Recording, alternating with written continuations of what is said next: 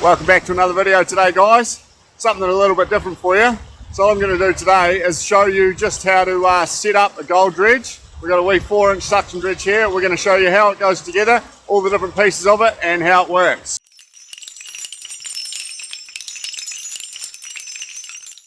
Right, so what we're going to do, we've got the floats here, the motor attached. On the motor we've got a pump on the other side and a compressor at the front. So what I'm going to do now is I'm going to put the jet, this is the jet flare, the sluice box. We're just going to put this in, I'll show you how it goes in.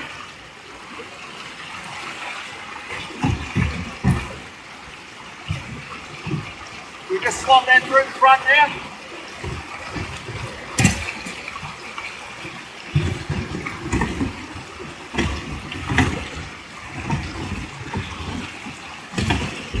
And there's a couple of pins in the front of the box here that slide into this wee runner here, which you can use to adjust the angle of your box. Right, so next we're going to put the snorkel in. So on the front of the motor here, you can see is our compressor. So we're running a T80 compressor. We can only run one driver of this, but what this does is it runs air and oxygen through into this tank and then into our compressor hose, which I'll show you shortly. So we've got the snorkel here, filter on the top just to filter your air.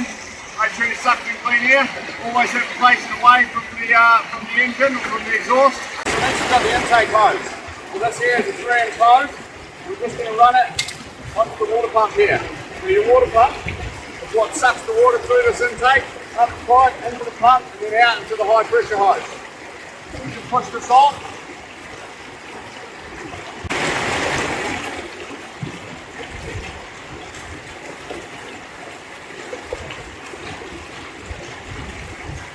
Clamp it up nice and tight. The last thing you want is your intake coming off.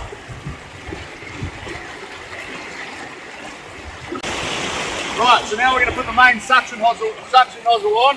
So this here, this is a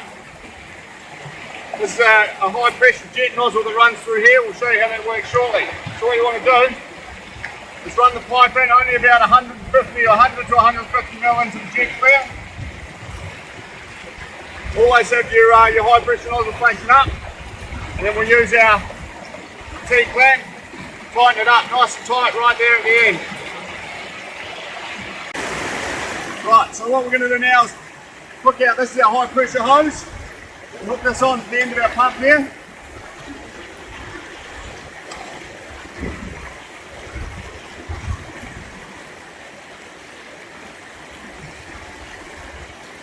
Nice and tight, you've got a rubber gasket in there, so you need to pull that rubber gasket nice and tight. Make sure it's not leaking any water. This high pressure is what you get your suction from. So what happens is once it runs through the pump, it runs through this high pressure nozzle, or through this high pressure hose, and it gets reduced to 1 inch down here, and it gets sent backwards up the main nozzle, which creates what they call the Venturi effect. The Venturi effect. Righto, so now we're going to put our water blaster on. So this comes out about, you've got this connection here that goes onto your pump, and it splits it so that you can run high pressure water into the water blaster nozzle where you got out the end here, and blast out all your cracks and crevices.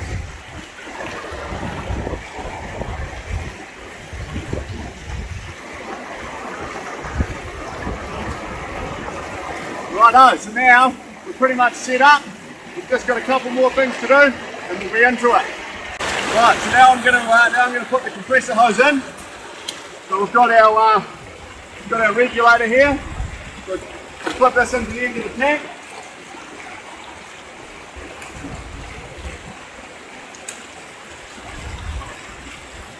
That gives us the ability to breathe underwater, and the compressor fills this tank, and then we can use our regulator to breathe underwater for as long as we like, or as long as the motor's running.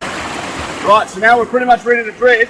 What we need to make sure we do is we're going to take our intake hose, and it's got a one-way valve in here. We're just going to pump it in the water, backwards and forwards, until it fills this hose up. We need to make sure this hose fills up. And once this hose fills up, you'll see it come out the pump, and it'll start draining into this high pressure hose. So there you go, I can see that now. So once that's drained in there, I'm good to go. So I'll pop around the other side. Once it's primed, I'll pop around the other side here. And I'll just get it started.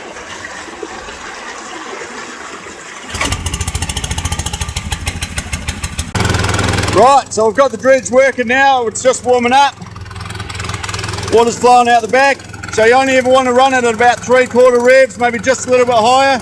You don't want a full bore, and you want a little bit of drop, maybe 9 or 10 degrees on the box. Just a little bit of drop running through there. Cool, we'll get in the water and we'll show you some dredging. So once you get in the water, guys, you want to grab your suction nozzle and you want to start working the area that you want to work, sucking up the gravel. You don't want to put the suction nozzle too deep into the gravel. You just want to move it around and let it do its thing, let it suck it up. If you just force it in there, you'll be sucking up too much gravel, and the sluice box isn't going to work as effectively as it should. So just pick away at it, move it around, get the stuff moving you want to get moving. Any of the bigger rocks that are sort of too big to suck up, you want to pick them up, grab them out, and throw them out of the way. Make a pile behind you, put them a good distance behind you so you don't end up having to move them again, and then keep sucking. So you probably want about, I don't know, I'm guessing 70% water going up, 30% gravel at any one time, just to make sure that the sluice box is doing its thing and working properly, moving around, working the area you want to work. So there you have it, guys. That's just the basics on how to set up a 4-inch suction dredge. If you like the video and you want to see any more how-to videos, make sure you hit the like button and give us a subscribe down over in that corner. That'd be great. Thanks, guys. We'll see you on the next video. See ya.